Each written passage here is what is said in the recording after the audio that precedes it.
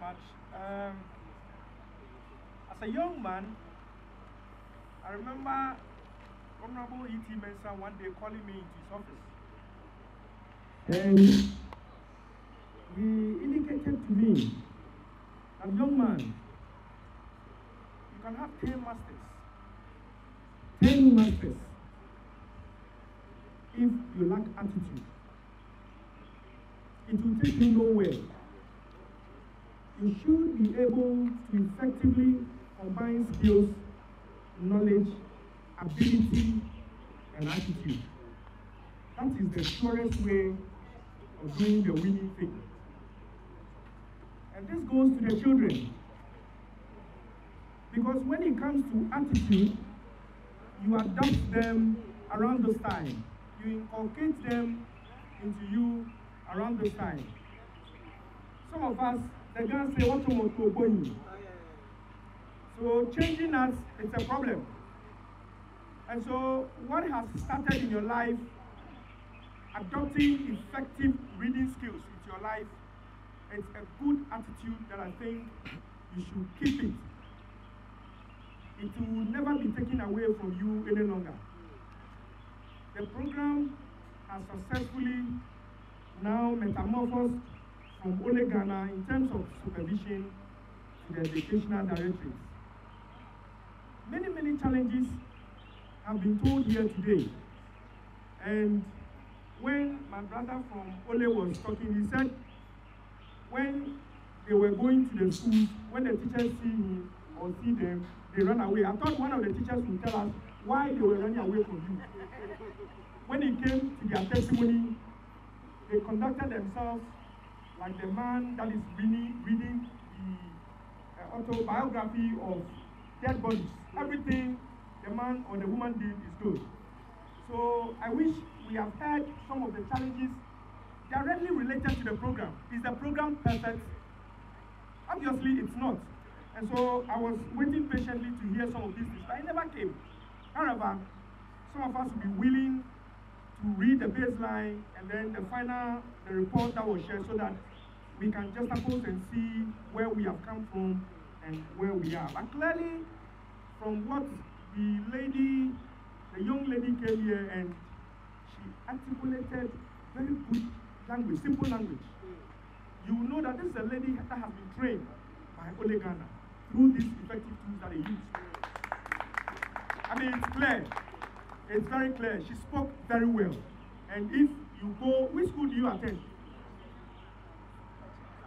Antimota Presby. Anglican.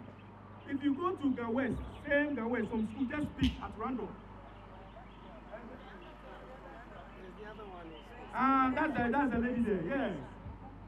And you ask them to speak, you realize that there's different. One is well trained because of this program. So clearly, we are seeing something new in you.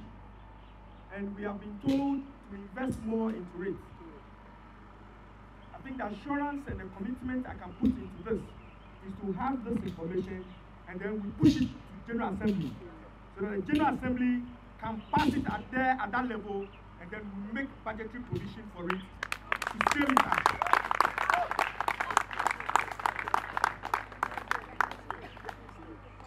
Many of the coaches touted the remarkable skills, knowledge, and humility that our municipal director is, or what he represents. And almost all of you mentioned our humble. The rest, many can get it. But humility is something that a lot of people lack. When you see somebody of his stature with the kind of humility that he has, look at Prof when he was speaking. The coat that he was wearing, full of humility. And so somebody passed a comment, is it the case that those who are empty make the most noise? It is true. So we all have something to learn from them. And I always say I'm a young man, I'm still learning. I'm still at the teaching stages, so I learned a lot from him. I see him as a very humble man, yet firm and effective. And each time I get the opportunity to speak about Mr. Buwesi, I say these things about him. Many don't know why I say so. But when I came here as the first, one of my earliest times as chief executive, I had very serious experience. And the way he handled the issue, I realized that I'm safe as far as education is concerned. And indeed, since then, when it comes to education, at least I sleep more without mental anguish. So it is true, and I always commend you for your posture, your dedication, your commitment, your ability, skills, knowledge, and all that you have. We love you, and I love you too.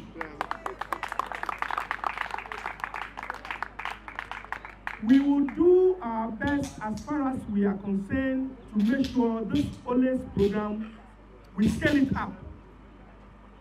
I was reading some of the manuals and I realized that per cost per pupil is not that much. We should be able to do some investment in these areas so that some of the rural schools especially, they can benefit. And also help build the capacity of the coaches so that they can also transfer knowledge and train others to scale some of these things up. I think we should take it up, and as the chief executive, I'm committed to it because the issue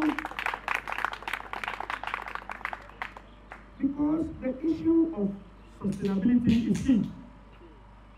All these successes that has been spoken about is because today there is funding, and so it went very smooth. But when funding begins to diminish, with the expectation that government would also take it up, are we committed to it? So today we are much challenged than before to make sure that we scale up the projects so that we can have direct impact on our children going forward. The spy who loves me, the lady that was spying all the time, she had a desire to be part of the coaches. So when the work was going on, she would come and spy. Is that not what you indicated? So the lady, the spy who loved me, she eventually also became a coach. I think we should commend you for that. Initially, you were not earmarked, but your desire made you succeed going to heaven. So we expect that you will take the mantle up and a lot more people will enjoy. Education is a key issue. I remember when Prof was giving his speech, he indicated that we keep touting education to be free. So I was saying it in my head. Hey, Prof is talking to me. Talking to me because as politicians, we've all been saying we'll make education free. Is that not so? Because when we don't say it, you don't vote for us. When you don't say it, you don't vote for us. So our language is different. And the technical people, to their language is different. When they speak, you don't listen. But when we speak, you listen. So for education, it is free. The president has indicated that this year from September, education will be free. But you see, it is true, education can never be said in the strictest sense of the word to be free. And this is where we expect parents to also invest in their children. Katapok, last year I was there with Director on your speech and prize giving day. The parents that came, we counted about three men. The rest were women. The men, we are not showing concern as far as our children are concerned. We are not showing concern at all. We don't care. We don't care at all. We don't even go to pay their school fees. You give the school fees to their mothers.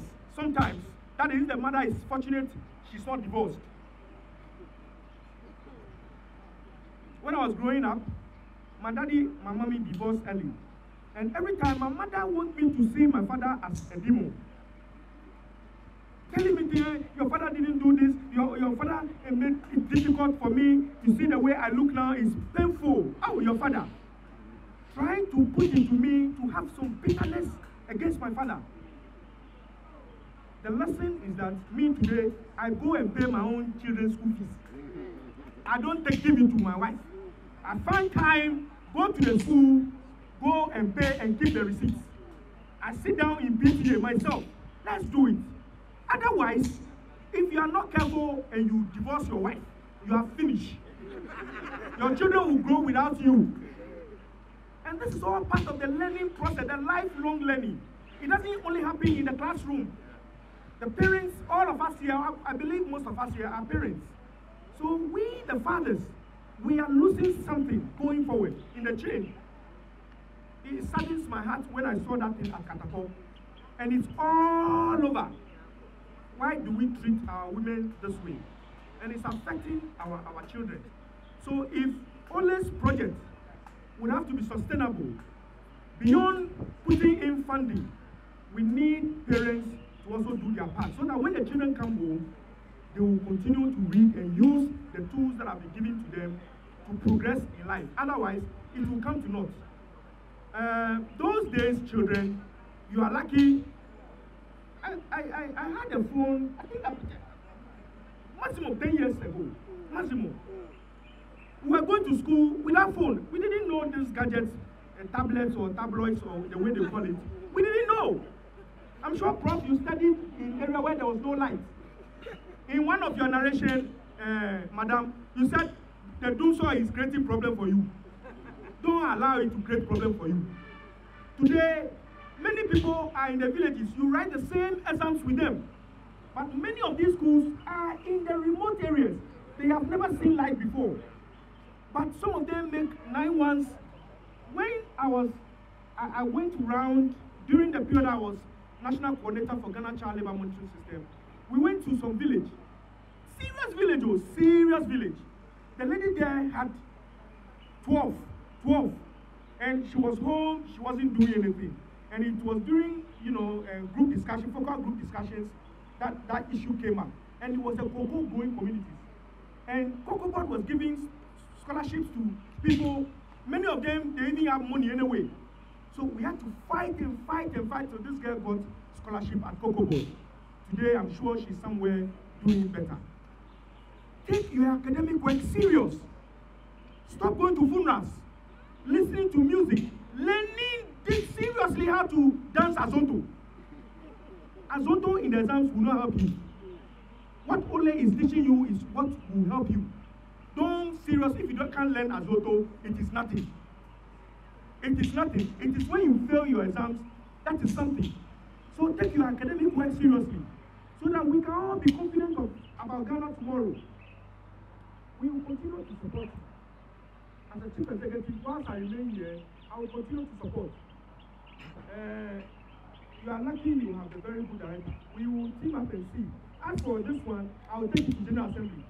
And I will team up with director so that we push it at General Assembly so that it becomes a policy of the Assembly in our budget. So the next General Assembly, I can see some Assembly members here that I envisage they will come. When the team goes there, they should talk about it so that we can push it to see this thing, succeeding. So thank you very much, Ole. Thank you, Prof. Thank you, the frontliners and lionesses, and all the teachers and the coaches for making the West proud. Katapong, thank you very much. You are a grandfather, but you will not die now. Thank you very much, and God bless you.